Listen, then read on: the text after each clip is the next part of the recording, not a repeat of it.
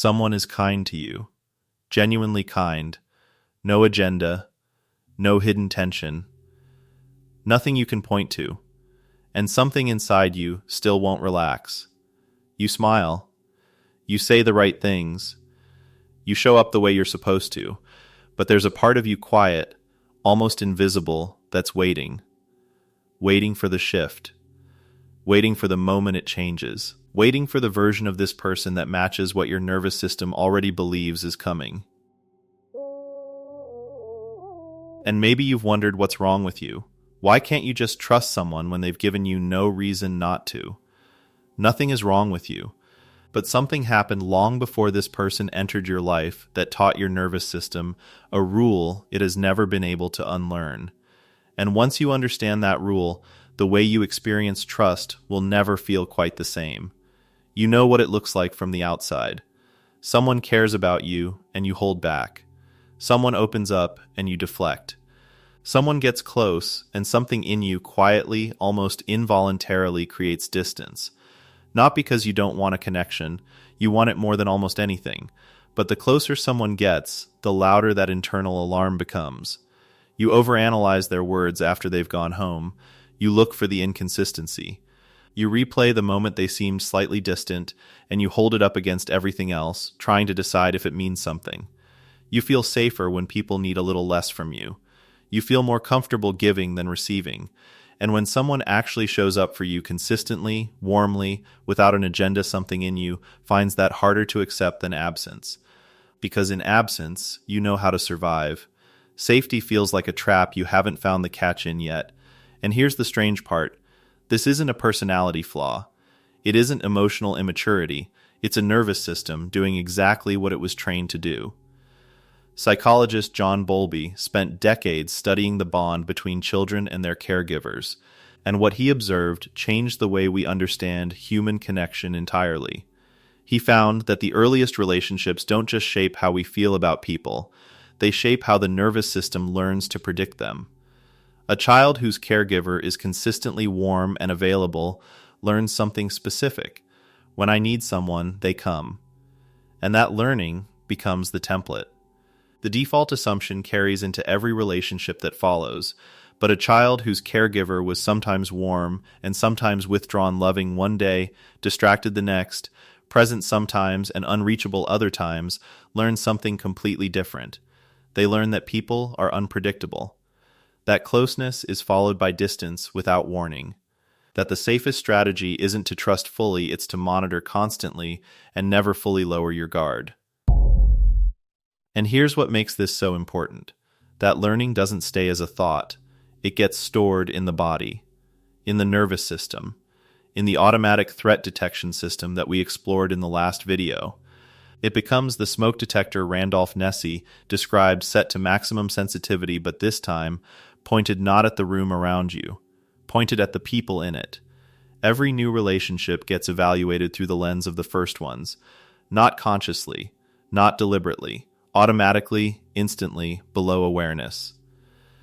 And your nervous system asks, before your conscious mind can intervene, is this person safe? Or are they just safe right now? You are not damaged. You are not emotionally unavailable. You are not incapable of love or connection. Your nervous system made a rational adaptation based on the evidence it had. It learned that people, even people who love you, can shift without warning. And it built a system to protect you from being caught off guard when they do. That system is running right now, in every relationship you're in. Not because anything is wrong with the people around you, but because your internal threat detection network never got the update that said, this situation is different from the last one. And here's what makes this exhausting in a way that's hard to explain. Your brain doesn't just scan the room for danger, it scans the people in it. Continuously, automatically, reading their tone, monitoring their energy, checking for the subtle shift that signals withdrawal is coming. And when your body registers that internal vigilance, the slight tension, the held breath, the hyper-awareness, it doesn't interpret it as caution.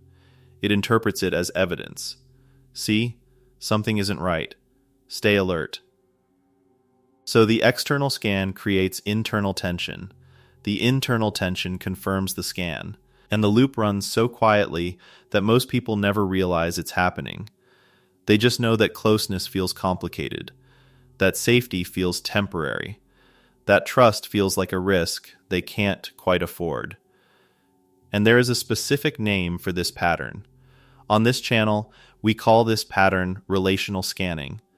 Not a diagnosis, not a disorder. A survival strategy that your nervous system built for a world that no longer exists and never learned to retire. Here's how it actually works. When someone gets close to you, emotionally close, your survival system doesn't respond the way it would to a stranger. It responds with a different kind of alert. Not the sharp, immediate fear of sudden danger.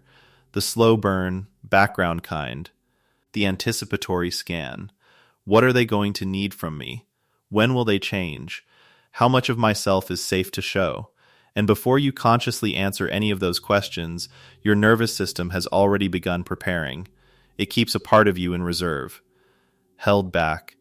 Unavailable not because you chose to withhold, but because the survival system has learned that full availability is full exposure. And here's what that actually looks like. You type out a message that says exactly what you feel, and then you read it back. And you delete the part that actually mattered and send something safer instead. Someone asks how you really are, and you say good. Because the honest answer felt like too much to risk, you tell the story, but you leave out the details that would have let them actually see you. That's not dishonesty. That's protection. Your nervous system learned early that being fully seen is the moment you become fully vulnerable. And full vulnerability, in its experience, has a cost. And here's where the research becomes striking. When scientists studied people who grew up in emotionally unpredictable environments, they found something specific about how the brain processes the faces of people who are close to them. In most people, a familiar, caring face triggers a calm, settling response in the survival system. Safety recognized, alert lowered. But in people whose early relationships were inconsistent, something different happens. A familiar face, even a loving one, can trigger the same anticipatory scanning response as an ambiguous threat. Because the nervous system learned early that familiarity doesn't mean safety. That the people closest to you are also the ones most capable of unpredictable withdrawal, so it keeps the scanner running even with the people who love you. Especially with the people who love you. And here's what this creates in daily life. You find it easier to be vulnerable with strangers than with people who matter. You feel a strange relief when plans cancel. You are warmer, more open, more yourself until someone starts to really see you. And then something pulls back. Not because you don't want to be seen. Because being seen, in the experience of your nervous system, is where it becomes possible to be hurt. You weren't being cold. You weren't being difficult. You were protecting something that once needed protecting. The problem is the protection never learned when to stand down. Here's the truth nobody tells you. You cannot decide to trust. Trust is not a choice you make with your thoughts. It's a state your nervous system either allows or doesn't based on evidence it has collected across your entire life. Telling yourself to just open up is like telling your smoke detector to stop sounding by explaining that the toast is fine. The detector doesn't process explanations, it processes signals. So the path forward isn't to convince yourself that people are safe, it's to give your nervous system enough new evidence slowly, consistently, over time that it begins to update its prediction. Here are 3 tools that work with that process. Tool 1, the inconsistency interrupt. The next time someone does something that triggers the scan, a delayed reply, a shift in tone, a moment of distance, don't follow the thought. Instead, name what's happening internally. Quietly, without judgment. My nervous system is predicting abandonment right now. Not, they're pulling away. Not, something is wrong. Just, my system is running a prediction based on old data. This matters because your nervous system is not reporting what's happening. It's generating a forecast based on what happened before. Naming the difference between a report and a forecast creates a gap small at first between the signal and the automatic conclusion. And in that gap, you get to choose what to do next. Tool 2, the safety log your nervous system, updates through repetition, not insight. It doesn't change because you understand something intellectually. It changes because it accumulates enough new experiences to revise its prediction. So once a day, just once write down one moment where someone was safe. Not grand gestures, not declarations, small things. They did what they said they would do. They responded with warmth when you expected distance. They stayed when you expected them to leave. One sentence. One moment. And say it internally as you write it. This is new data. This is now. Not then. Over time, you are not just journaling. You are manually feeding your survival system the evidence it needs to begin revising a prediction it made decades ago. The nervous system doesn't need to be convinced. It needs to be shown. Repeatedly. Patiently. Over time. Tool 3, the micro-disclosure. This is the one that requires the most courage and produces the most change. The survival system learns that closeness is safe not through observation, but through experience. You cannot think your way into trusting someone. You have to feel your way there, slowly, in small steps. Choose one person in your life who has shown up consistently, and share something small that you would normally keep private. Not everything, not the deepest thing, just one layer deeper than comfortable. Then notice what happens. Not what you feared would happen, what actually happens. Because here's what the research on nervous system retraining shows. The brain updates its threat predictions most powerfully when a feared outcome fails to appear. When you expect withdrawal and instead receive presence. When you expect distance and instead receive warmth. Each of those moments, small, quiet, unremarkable to anyone watching, is a direct recalibration of the prediction your nervous system has been running since childhood. You are not learning to trust people. You are teaching your nervous system that this person, in this moment, is not that situation. And slowly, not all at once, not without difficulty, the prediction begins to shift. You were never broken. You were never emotionally unavailable. You were never incapable of love or connection or trust.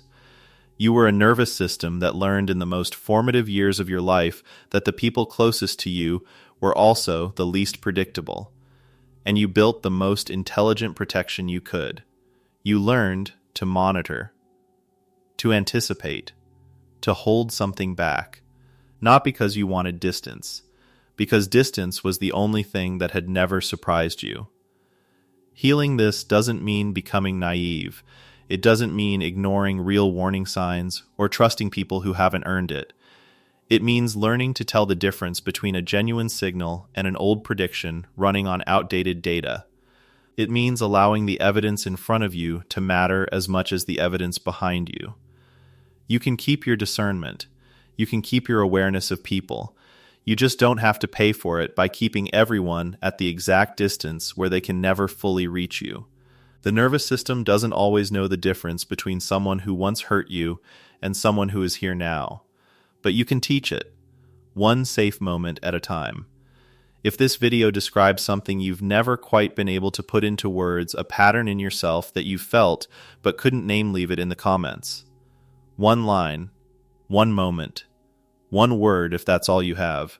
You'll be surprised how many people are sitting with exactly the same thing. And if you want to understand what comes next, what happens inside the nervous system when you finally start to feel safe with someone, and why that moment can feel just as frightening as the threat itself, that's exactly where the next video goes. Because the hardest part isn't finding safe people. It's letting yourself believe them.